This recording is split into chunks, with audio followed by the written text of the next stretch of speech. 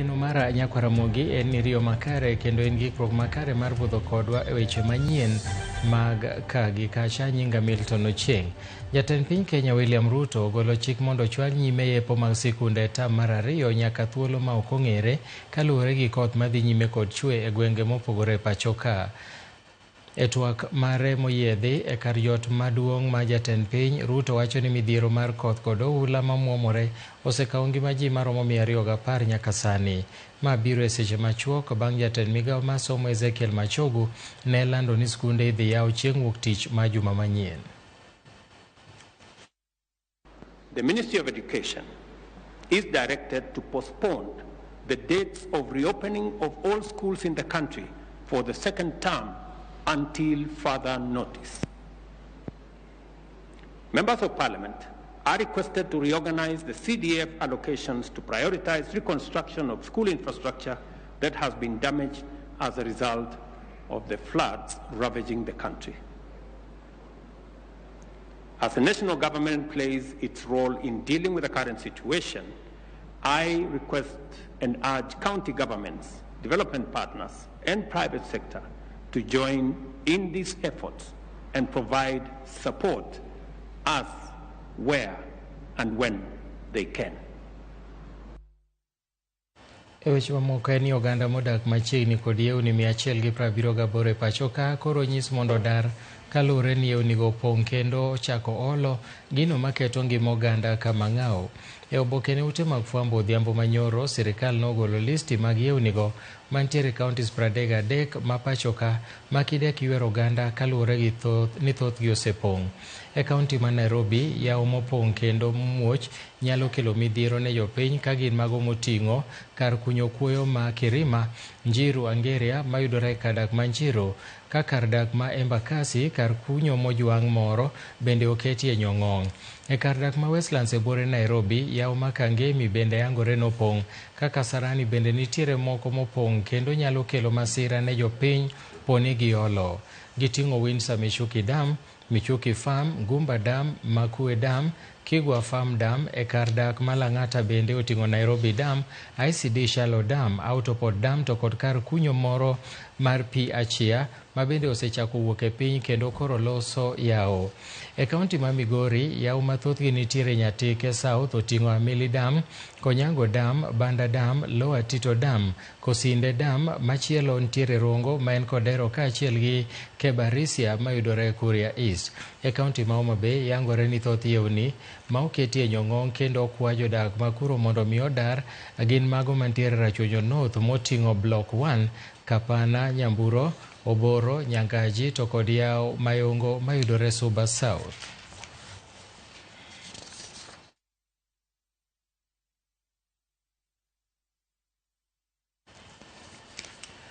Oganda modak machiegni gi yewni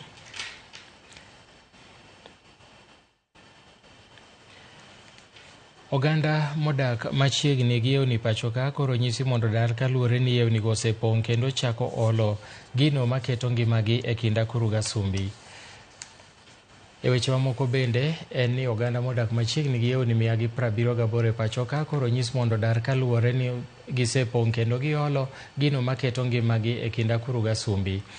E oboke ne ute mag fwambo odhiambo manyoro, sirikal nogolo list mag yewnigo mantiere kauntis 33 ma pacho ka ma kidek ywero oganda kaluwore ni thothgi osepong'. E kaunti ma Nairobi, yawo mopong' momuoch manyalo kelo midhiero ne jopiny oting'o kar kunyo kuoyo ma Kirima, Njiru, Angeria mayudore kar dak ma Njiru, kaka dak ma Embakasi bende igoye Nyong'ong'.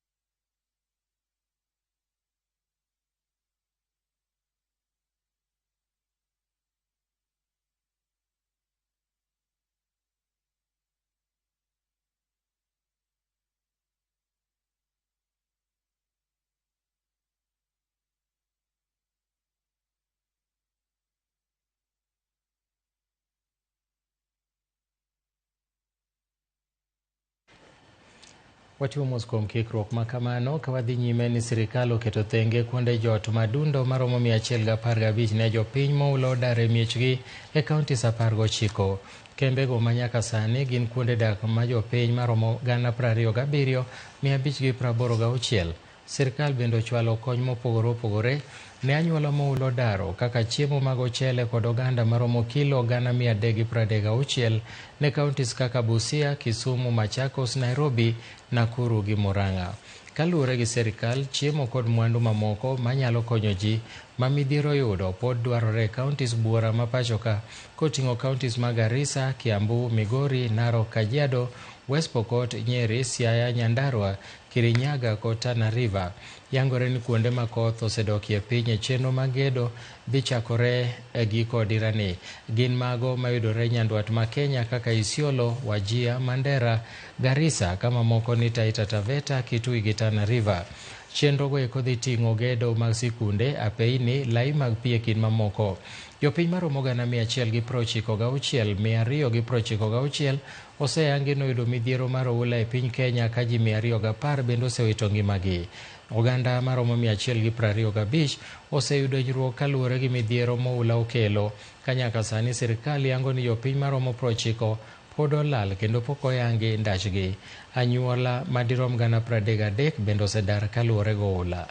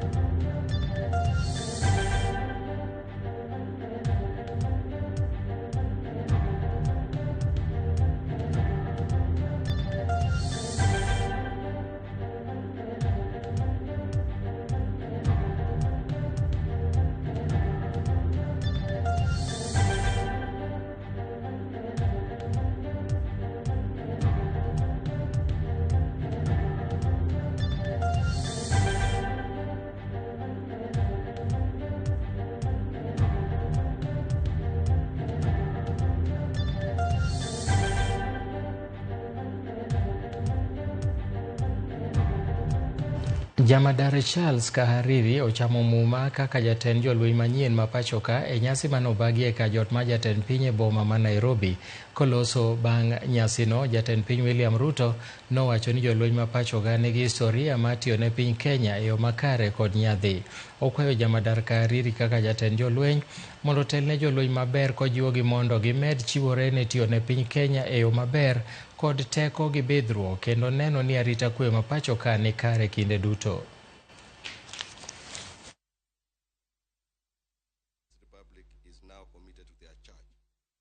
I, Charles Mreu Kahariri, Chief of the Kenya Defence Forces, do swear in the name of the Almighty God that I will be faithful and bear true allegiance to the Republic of Kenya and to the President as Commander-in-Chief of the Kenya Defence Forces, that I will obey, preserve, protect and defend this Constitution of Kenya and all laws of the Republic. I, Fatma Gaiti Ahmed, Commander of the Kenya Air Force, do swear in the name of the Almighty God that I will be faithful and bear true allegiance to the Republic of Kenya and to the President as the Commander-in-Chief of the Kenya Defence Forces. That I will protect and uphold the sovereignty, integrity, and dignity of the people of Kenya. That I will diligently serve the people. We're going to have a conversation on how KDF is going to lead the other security agencies in managing the serious environmental and climate change situation that we face as a country at this moment. Congratulations, my very best wishes. You have our support and you have our prayers. Riwruok mar joma mine mong'ere kaka maendeleo ya wanawake opuoyo jatend piny William Ruto kuom medo lemo Fatma Gaiti kaka komanda mar obila mar kor lwasi mokwongo mamiyo.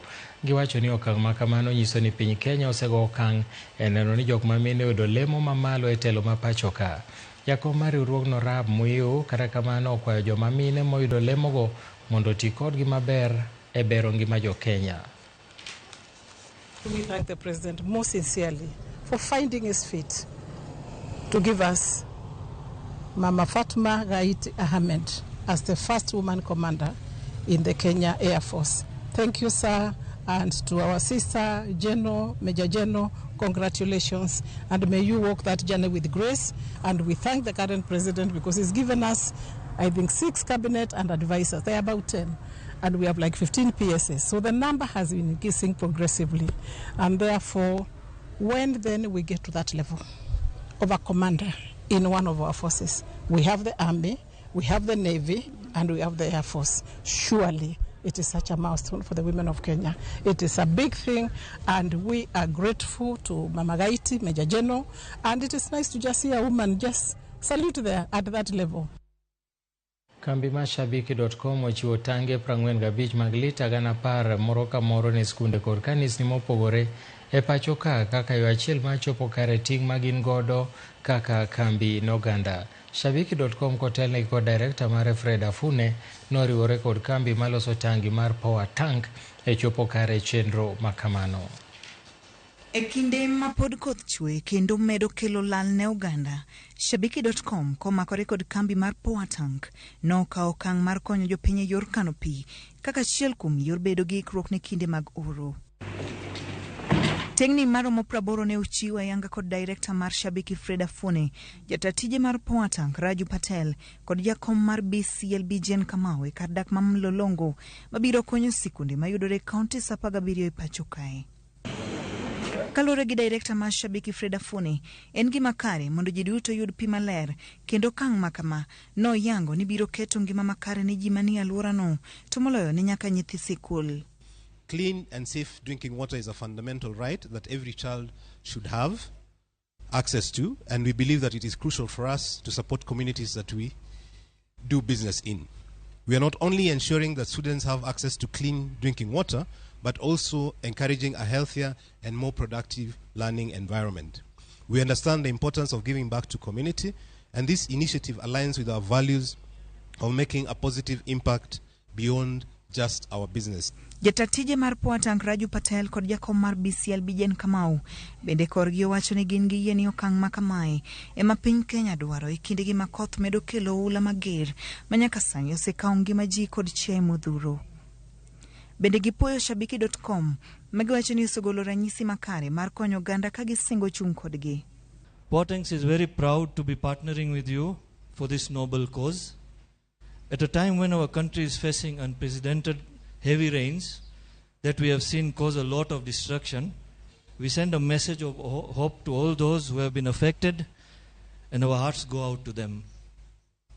It is good for us to look at the positive side of these rains, and the partnership, and this partnership epitomizes it. Shabiki.com has continuously showed a commitment to positively impacting the areas in which they operate, specifically in the Kenya jurisdiction. And today we gather to recognize and celebrate their most recent corporate social responsibility initiative, which involves the donation of 10,000 liters water tanks to over 17 counties. The tanks that will be distributed today will support quite a number of communities who are suffering today, and we're encouraging what is happening today will encourage even what the government has been promoting. This is water harvesting, especially now when we have these rains.